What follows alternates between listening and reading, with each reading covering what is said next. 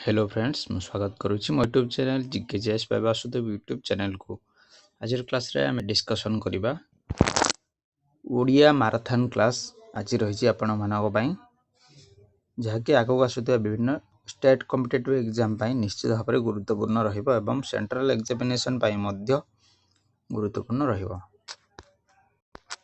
तेणु जो मैंने चैनल को प्रथम थर विजिट करुँच चैनल को सब्सक्राइब कर दिंतु जहाँद्वारा कि समस्त नोटिफिकेशन प्रथम आपण पाखे पहुँची पार। चलतु डेरी नक आज क्लास टू स्टार्ट करिबा। फर्स्ट क्वेश्चन आपण मानक पय रहिछि विपरीत बोधक शब्द लेख। द्रुत शब्दर विपरीत शब्द केउंटी? अद्रुत, मंथर, शीघ्र, चंचल। यार करेक्ट आंसर हो ऑप्शन बी मंथर। द्रुतर विपरीत शब्द होछि मंथर। नेक्स्ट आगु बढ़िबा। आदर्श शब्दर विपरीत शब्द केउंटी? यार करेक्ट आंसर हो ऑप्शन सी अनादर्श। आदर्शर विपरीत शब्द हो अनादर्श। नेक्स्ट क्वेश्चन आगु बढ़िबा। कनिष्ठ शब्दर विपरीत शब्द कौन? कनिष्ठ शब्दर विपरीत शब्द होछि ज्येष्ठ। कनिष्ठर विपरीत शब्द हो ज्येष्ठ। नेक्स्ट पूर्ववर्तीर विपरीत बोधक शब्द कौन है? पूर्ववर्तीर विपरीत शब्द हो परवर्ती जहाँकि option C correct answer. Next तिमिर शब्दर विपरीत बोधक शब्द कौन है? तिमिरर अर्थ होछि एठारे अंधार। तेणु अंधार विपरीत शब्द हो आलोक। यार करेक्ट आंसर हो ऑप्शन आलोक। नेक्स्ट क्वेश्चन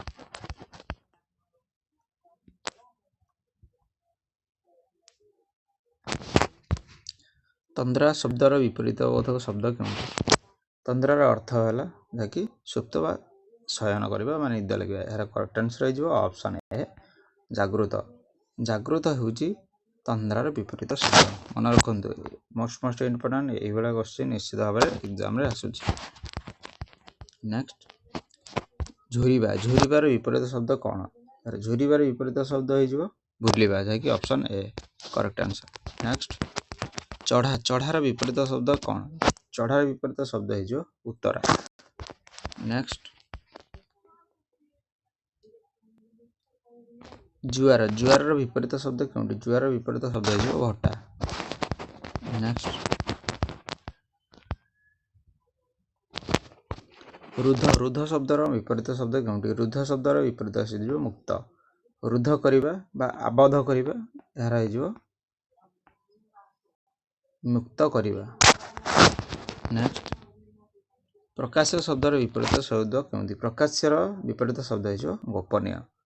प्रकाश करिबा याकू गोपन करिबा। प्रकाश करिया अर्थ होछि याकू कहि देबा बा समस्त लोकलोचन को आनिबा एवं गोपनीय अर्थ गोपन रखिबा बा लुचाई रखिबा। नेक्स्ट प्रवृत्त। प्रवृत्तर विपरीत शब्द क्योंटी हबो? विवृत्ति, निवृत्त, प्राप्य, अप्रवृत्ति। यार करेक्ट आंसर हो ऑप्शन बी निवृत्त। प्रवृत्तर विपरीत शब्द हो निवृत्त। नेक्स्ट विवेक शब्दर परवर्ती शब्द क्योंटी? विवेकर परवर्ती शब्द हो अविवेकी बा अविवेक। नेक्स्ट विदित। विदितर विपरीत शब्द कौन? विदितर विपरीत शब्द हो अविदित। Option A. नेक्स्ट भीरु। भीरु शब्दर विपरीत शब्द क्योंटी? भीरुर विपरीत शब्द हो निर्भीक। भीरु अर्थ होछि भयालु। से भाव में भयालुर विपरीत शब्द हो निर्भीक जहाँकि भयहीन। नेक्स्ट मस्का शब्दर विपरीत शब्द क्योंटी? मस्कार विपरीत शब्द हो चेमड़ा। नेक्स्ट क्वेश्चन बेल। बेल शब्दर विपरीत शब्द क्योंटी? बेल शब्दर विपरीत शब्द हो अबेल। नेक्स्ट क्वेश्चन मुक। मुक शब्दर विपरीत शब्द क्योंटी? मुक शब्दर विपरीत हो बाचाल। नेक्स्ट क्वेश्चन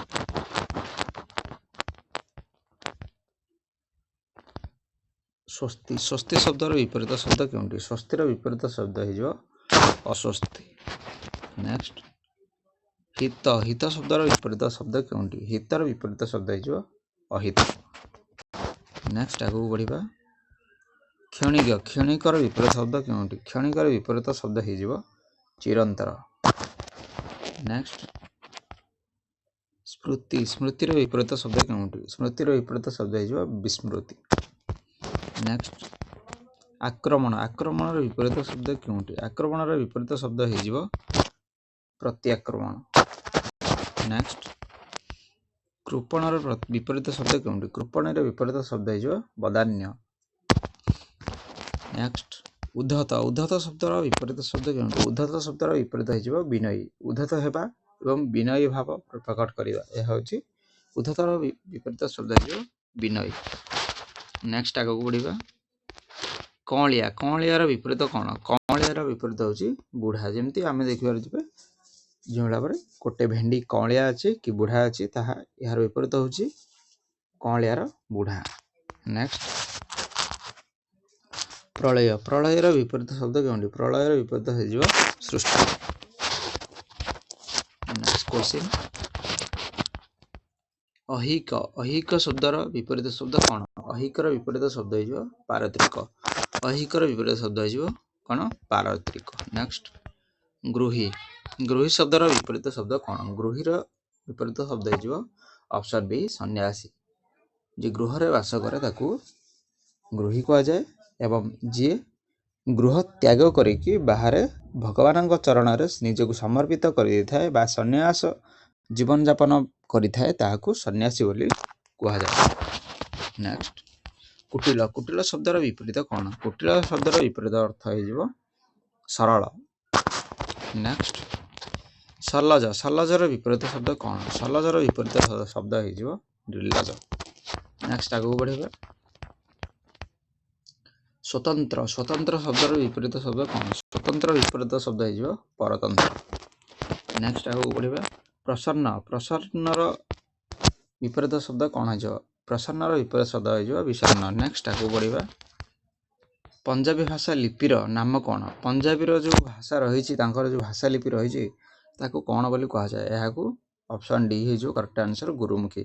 मन रखंदो पंजाबी भाषार लिपिर नाम होची गुरुमुखी यहाकू बारंबार एग्जाम रे यहाकू पचारुची यह सेंट्रल एग्जामिनेशन हो किंबा स्टेट एग्जाम हो यह बारंबार यही क्वेश्चन को पचारुची। नेक्स्ट ध्वनिर लिखित रूप को कौन कहा जाए यार करेक्ट आंसर है ऑप्शन बी लिपि बा वर्ण आम जो ध्वनि प्रकाश करुची आम मुखर जो ध्वनि निश्रित होउची ताहार आम जो लिखिबारे जहाकू आम सहाय्य करूछु आम लिखित भाव में जहाकू परिप्रकाश करि पारुछे ताहाकू लिपि बा वर्ण बोली कहा जाए। नेक्स्ट केउ वर्णर स्वतंत्र उच्चारण नाही एगुडी मध्यरु आ रु ए अ ए एगुडी मध्यरु केउंटी गोटे नुहे यार करेक्ट आंसर जो ऑप्शन बी रु यार एही वर्णर स्वतंत्र उच्चारण नाही।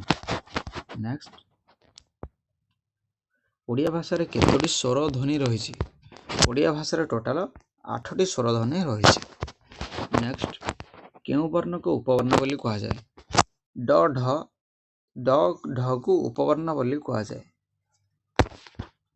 नेक्स्ट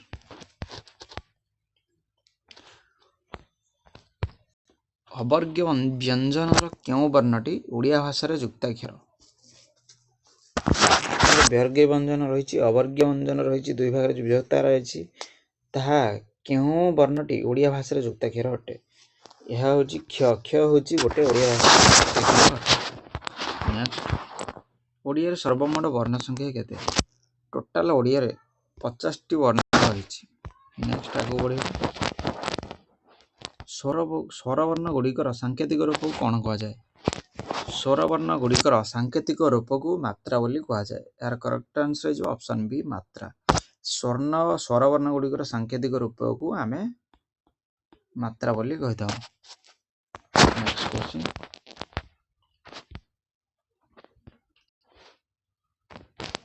युक्त व्यंजनर संक्षिप्त रूप को आमे कौन कहू युक्त व्यंजनर संक्षिप्त रूप को आमे फला बोली कहता हूँ। नेक्स्ट आगु बढ़िबा वर्गीय व्यंजन रे केतोटी वर्गीय वर्ण थाए वर्गीय व्यंजन रे आपनकर टोटल 25 टा वर्गीय वर्ण थाए। नेक्स्ट अवर्गीय व्यंजन केतोटी वर्ण ओडिया भाषा व्यवहृत होता है व्यवहार होता है। अवर्गीय व्यंजन टोटाल 14टी वर्ण ओडिया भाषा व्यवहार होता है। नेक्स्ट ओडिया भाषा ओडिया अनुनासिक वर्ण संख्या केते? अनुनासिक वर्ण संख्या होची 7। मन रखंतु अनुनासिक वर्ण संख्या होची केते? 7। आगु बढ़िबा निम्नलिखित शब्द मानक मध्यरु केउटी मौलिक शब्द नुहे? पानी, वैज्ञानिक, पत्र, भात एगुड़ी मध्यरु केउटी गोटे मौलिक संख्या नुहे सॉरी मौलिक शब्द नुहे। यार correct answer is option B वैज्ञानिक। नेक्स्ट आगु बढ़िबा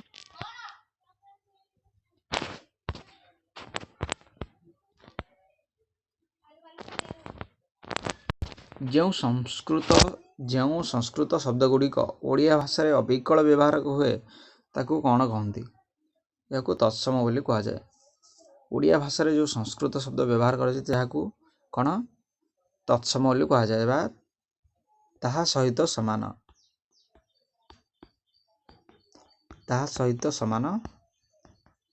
तो तत्सम बोली कह जाए। संस्कृत सहित समान से तत्सम बोली कह जाए। एवं तद्भव माने तहिरु उत्पन्न। तद्भवर अर्थ होउची तहिरु उत्पन्न। नेक्स्ट जो संस्कृत शब्द गुड़िक सामान्य परिवर्तित होई ओडिया भाषा रे व्यवहृत हुए ताको कौन कहती? गोटे संस्कृत शब्द थिबो ता सामान्य परिवर्तन है कि ताकू ओडिया हे जो ताकू कौन कहती? या तद्भव बोली कह जाए। आ संस्कृत रु जो ओडिया शब्दटी जात होता है ताहाकू तद्भव बोली कह जाए। एवं संस्कृत सहित जो ओडिया भाषा समान रही है ताहाकू तत्सम बोली कह जाए। एवं आमर जो देश भितर जो व्यवहार होता लैंग्वेज गुड़ी को से गुड़ी को देशज बोली कह जाए। एवं आम इंग्रेज मानू पर्तुगीज मानू विभिन्न वैदेशिक भाषा गुड़िक आम जो व्यवहार करुचे इंग्लीश जमी गोटे गोटे वैदेशिक भाषा अटे से वैदेशिक भाषा गुड़ी को आम विदेशर भाषा गुड़ी को आम वैदेशिक भाषा बोली कही था। नेक्स्ट आगे बढ़िबा तत्सम तद्भव शब्द तत् क्यों अर्थ व्यवहार करा जाए? यह तत् अर्थ होउची संस्कृत। तत्सम संस्कृत सहित समान तत् अर्थ होउची संस्कृत सहित समान से भाव तत्सम तद्भव संस्कृत रु जात। नेक्स्ट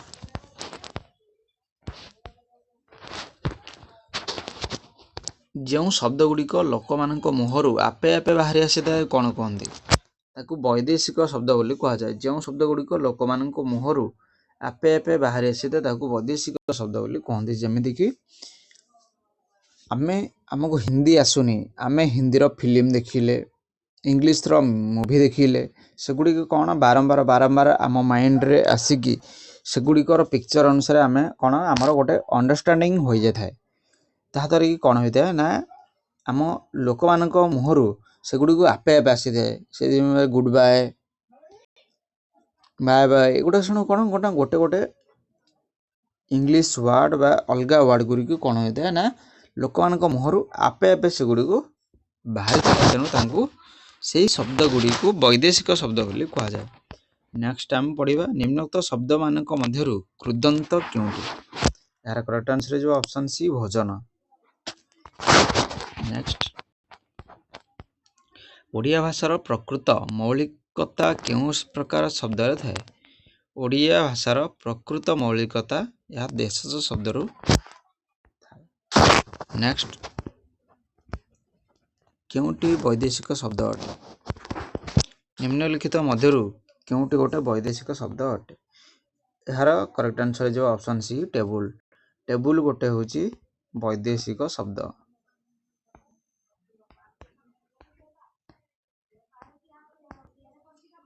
आवास उवास भात एगुड़ा सब गोटे आमर देशज शब्द अटे। नेक्स्ट आगू बढ़िया ନିମ୍ନଲିଖିତ ବୈଦେଶିକ ଶବ୍ଦମାନଙ୍କ ମଧ୍ୟରୁ କେଉଁଟି ପାର୍ସୀ ଭାଷାରୁ ଆସି ଆମ ଭାଷାରେ ଚଳୁଛି?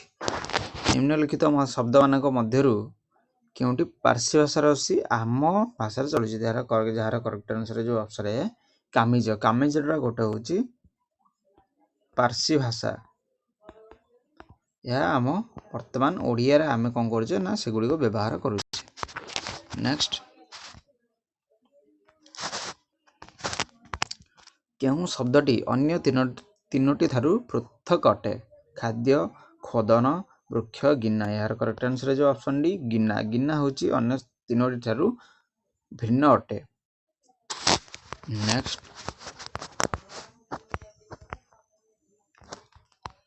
କାଠ, ପଥର, ତାଳପତ୍ର, କାଗଜ ଆଦିର ଚିକ୍କଣ ପୃଷ୍ଠାରେ ଧ୍ୱନି ଲେଖା ହୋଇଥିବାରୁ ତାକୁ କ'ଣ କୁହାଯାଏ? ଆମେ ଯେଉଁ କାଠ, ପଥର, ତାଳପତ୍ର, କାଗଜ ଆଦି ଚିକ୍କଣ ଯେଉଁରେ ଆମେ ଧ୍ୱନି ଲେଖୁଛେ ସେଗୁଡ଼ିକୁ କ'ଣ କୁହାଯାଏ? ଏହାକୁ ଲିପି ବୋଲି କୁହାଯାଏ। ଯଦି ଆମେ ଗୋଟେ ଧ୍ୱନିକୁ ଆମେ ଲିଖିତ ଆକାରରେ ବ୍ୟବହାର କରିଥାଉ ତାହାକୁ ଆମେ ଲିପି ବା ବର୍ଣ୍ଣ ବୋଲି କହିଥାଉ। ନେକ୍ସଟ,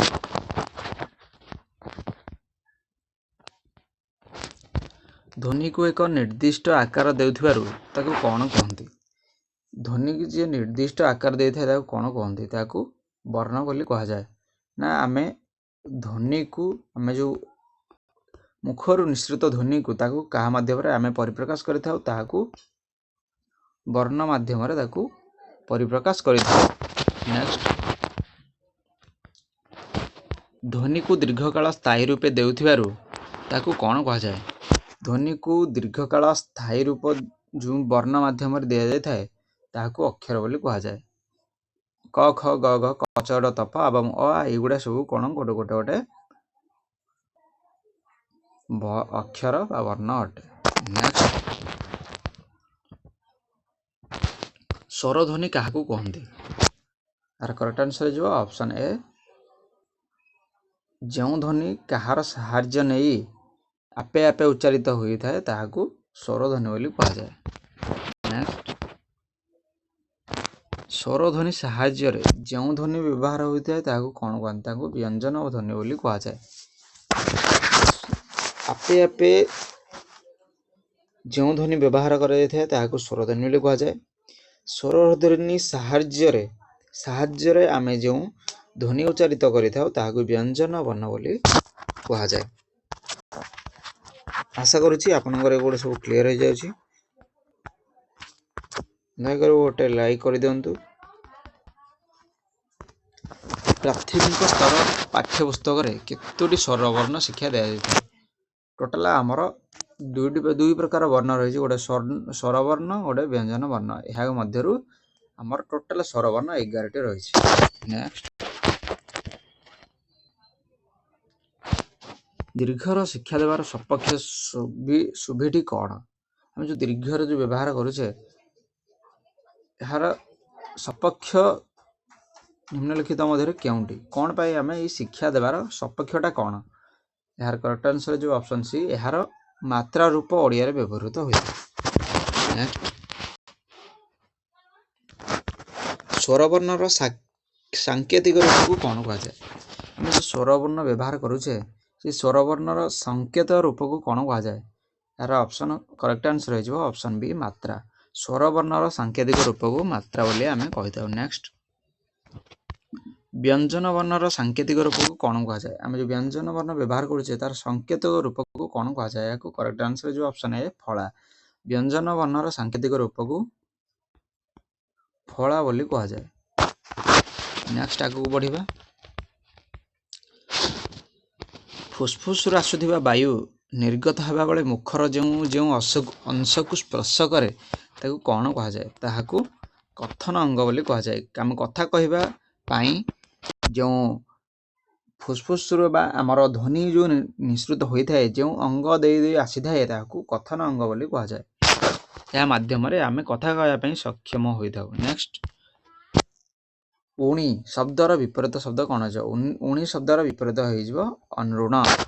ନେକ୍ସଟ, ପଦ୍ମନାଭ ଶବ୍ଦଟି କିପରି ସୃଷ୍ଟି ହେଉଛି? ପଦ୍ମନାଭ ଅପସନ୍ ଗୁଡ଼ିକ ଦେଇଛି ପଦ୍ମନାଭୀରେ ଯାହାଙ୍କର ପଦ୍ମନାଭ କରିଛନ୍ତି ଯେ ନାଭି ଯାହାର ପଦ୍ମ ପରିଛେ ନାଭିରୁ ପଦ୍ମ ସୃଷ୍ଟି ଯାହାର ସେ। ଏହାର କରେକ୍ଟ ଆନ୍ସର ଯିବ ଅପସନ୍ ଏ ପଦ୍ମନାଭୀରେ ଯାହାଙ୍କର ସେ ହେଉଛନ୍ତି ପଦ୍ମନାଭ। ନେକ୍ସଟ ପ୍ରାପ୍ତି ଅର୍ଥରେ ମୟ ଶବ୍ଦ ଲଗାଯାଇ ଗତ ଶବ୍ଦଟିକୁ ବାଛ। ଏହାର କରେକ୍ଟ ଆନ୍ସର ଯିବ ଅପସନ୍ ଡି ସୁଖମୟ।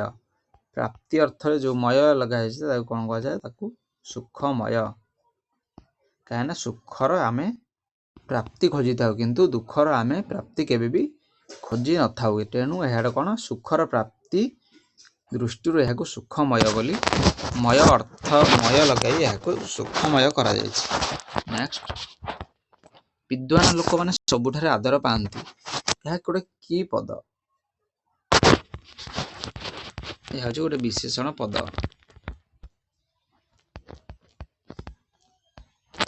ଏଠାରେ କୋଉଠିରେ ଅଣ୍ଡରଲାଇନ୍ କରାଯାଇଛି? ଏହା ଲୋକମାନେ ଅଣ୍ଡରଲାଇନ୍ କରାଯାଇଛି। ଲୋକମାନେ କ'ଣ ଏଥିରେ ବିଦ୍ୱାନ ଗୋଟେ ଅଣ୍ଡରଲାଇନ୍ କରାଯାଇଛି ଯାହାକି ବିଦ୍ୱାନ ଶବ୍ଦଟି କ'ଣ? ଏହା ହେଉଛି ଗୋଟେ ବିଶେଷଣ। କାହିଁକିନା ଏଥିରେ ଲୋକମାନେ କି ଲୋକ ନା ଲୋକମାନେ ଗୋଟେ ବିଦ୍ୱାନ ଲୋକ। ନେକ୍ସଟ ଚମାକର ଶବ୍ଦର ସମଚାରିତ ଶବ୍ଦ କେଉଁଠି ବା ସମାର୍ଥ ଅର୍ଥବୋଧ କେଉଁଠି? ଏହା ହେଉଛି କରେକ୍ଟ ଆନ୍ସର ଯେ ଅପସନ୍ ସି ସୁନା ଖଣି। ନେକ୍ସଟ ଏକାଧିକ ବର୍ଣ୍ଣ ମିଶି ଅର୍ଥ ପ୍ରକାଶ କଲେ ତାକୁ କ'ଣ କୁହାଯାଏ?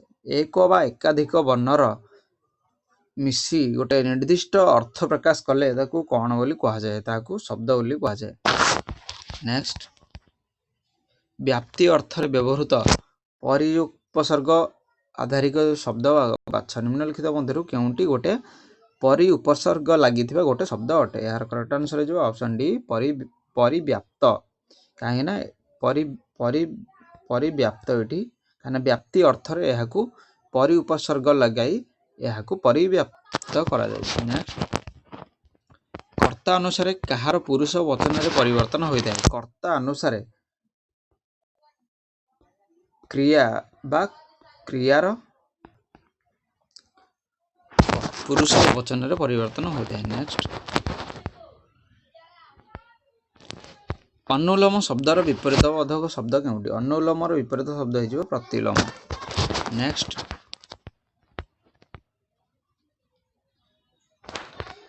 କୃତ ପ୍ରତ୍ୟୟ ଶେଷରେ ଥାଇ ଯେଉଁ ଶବ୍ଦ ଗଠିତ ହୋଇଥାଏ ତାକୁ କ'ଣ କୁହାଯାଏ?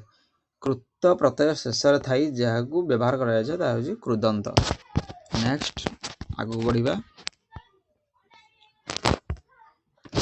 ନିମ୍ନୋକ୍ତ ମଧ୍ୟରୁ କେଉଁଟି ଏକ ଦେଶଜ ଶବ୍ଦ? ଏହାର କରେକ୍ଟ ଆନ୍ସର ଯିବ ଅପସନ୍ ସି ମାଖନ। ମାଖନ ହେଉଛି ଗୋଟେ ଦେଶଜ ଶବ୍ଦ। ସେଭଳି ଭାବରେ ରେଳବାଇ ଶିରସ୍ତା ମୁର୍ଦାର ଏହାର ଗୋଟେ ହେଉଛି କ'ଣ? ଏହାର ଗୋଟେ ହେଉଛି ବୈଦେଶିକ ଶବ୍ଦ। ନେକ୍ସଟ ଆଗକୁ ବଢ଼ିବା।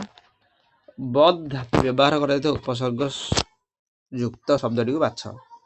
ଯେଉଁ ଆମର ବଦ୍ ଧାତୁ ରହିଛି ତାହା ଯେଉଁ ଉପସର୍ଗ ବ୍ୟବହାର ହେଇକି ଯେଉଁ ଗୋଟେ ଶବ୍ଦ ବ୍ୟବହାର କରାଯାଇଛି ଶବ୍ଦଟି କ'ଣ? ଏହାର କରେକ୍ଟ ଆନ୍ସର ଯିବ ଅପସନ୍ ଏ ଅପବାଦ। ଏଇଠାରେ ଉପସର୍ଗ କେଉଁଠି? ଉପସର୍ଗ ହେଇଯିବ ଅପ। ଏଇଠାରେ ଉପସର୍ଗ ହେଇଯିବ ଅପ। ଏଠାରେ ଅପସର୍ଗ ଅପ ବ୍ୟବହାର କରାଯାଇଛି ବା ଅପବାଦ। ନେକ୍ସଟ ଆଗକୁ ବଢ଼ିବା। ଗଳଗ୍ରହ ରୂଢ଼ିର ଅର୍ଥ କ'ଣ? ଗଳଗ୍ରହର ରୂଢ଼ିର ଅର୍ଥ ହେଉଛି ଅବସ୍ଥିତ ବ୍ୟକ୍ତି ବା ସଙ୍ଗେ ସଙ୍ଗେ ପାଖରେ ଥିବା ବ୍ୟକ୍ତି ସେ ହେଉଛନ୍ତି ଗଳଗ୍ରହ। ଏହା ଗୋଟେ ରୂଢ଼ି। ଗଳଗ୍ରହର ଅର୍ଥ ହେଉଛି ଅବସ୍ଥିତ ବ୍ୟକ୍ତି। ଏହା ଗୋଟେ ଇମ୍ପୋର୍ଟାଣ୍ଟ କ୍ୱେଶ୍ଚିନ୍। ଏହାକୁ ଷ୍ଟାର ମାର୍କ କରିନିଅନ୍ତୁ ଏବଂ ଏହାକୁ ବାରମ୍ବାର ପଢ଼ନ୍ତୁ। ନେକ୍ସଟ ଆଗକୁ ବଢ଼ିବା। ଦିନକୁ ରାତି କରିବା ରୂଢ଼ିର ଅର୍ଥ କ'ଣ? ଦିନକୁ ରାତି କରିବା ଏ ରୂଢ଼ିର ଅର୍ଥ ହେଉଛି ସତକୁ ମିଛରେ ପରିଣତ କରିବା। ନେକ୍ସଟ ଆଗକୁ ବଢ଼ିବା। ଗୁଣବାଚକ ବିଶେଷ୍ୟର ଗୁଣ କହିଲେ କ'ଣ ବୁଝାଏ? ଗୁଣବାଚକ ବିଶେଷ୍ୟର ଗୁଣ କହିଲେ କ'ଣ ବୁଝାଏ? ଏହା ହେଉଛି ଉଭୟ ଭଲ ଓ ମନ୍ଦ ଗୁଣ। ଗୁଣବାଚକ ବିଷୟ ଉଭୟ ଭଲ ଆଉ ମନ୍ଦ ଗୁଣକୁ ପରିବେଷିତ କରିଥାଏ। ଜିତେନ୍ଦ୍ରିୟ ଶବ୍ଦର ବିପରୀତ ବୋଧକ ଶବ୍ଦ କେଉଁଟି? ଜିତେନ୍ଦ୍ରିୟର ବିପରୀତ ଶବ୍ଦ ହେଇଯିବ ଇନ୍ଦ୍ରିୟ ସକ୍ତା। ମନେ ରଖନ୍ତୁ, ଜିତେନ୍ଦ୍ରିୟର ହବନି ଜିତେନ୍ଦ୍ରିୟର ଅଜିତେନ୍ଦ୍ରିୟ ହବ ନାହିଁ, ଏହା ହେଉଛି ଇନ୍ଦ୍ରିୟ ସକ୍ତା ହେବ। ମନେ ରଖନ୍ତୁ, ଏହା ଇମ୍ପୋର୍ଟାଣ୍ଟ ଅଛି। ନେକ୍ସଟ, ଆତ୍ମଜ। ଆତ୍ମଜ ଶବ୍ଦ କିପରି ଗଠିତ ହୋଇଛି? ଏହାକୁ ସ୍ପ୍ଲିଟ୍ କଲେ କେଉଁ କେଉଁ ଶବ୍ଦରେ ଏହା ଆତ୍ମଜ ଶବ୍ଦଟି ଗଠିତ ହୋଇଛି? ଏହା ହେଉଛି ଆତ୍ମଜନ ଅ, ଏହା ହେଉଛି ଆତ୍ମଜ। ମନେ ରଖନ୍ତୁ, ହେଉଛି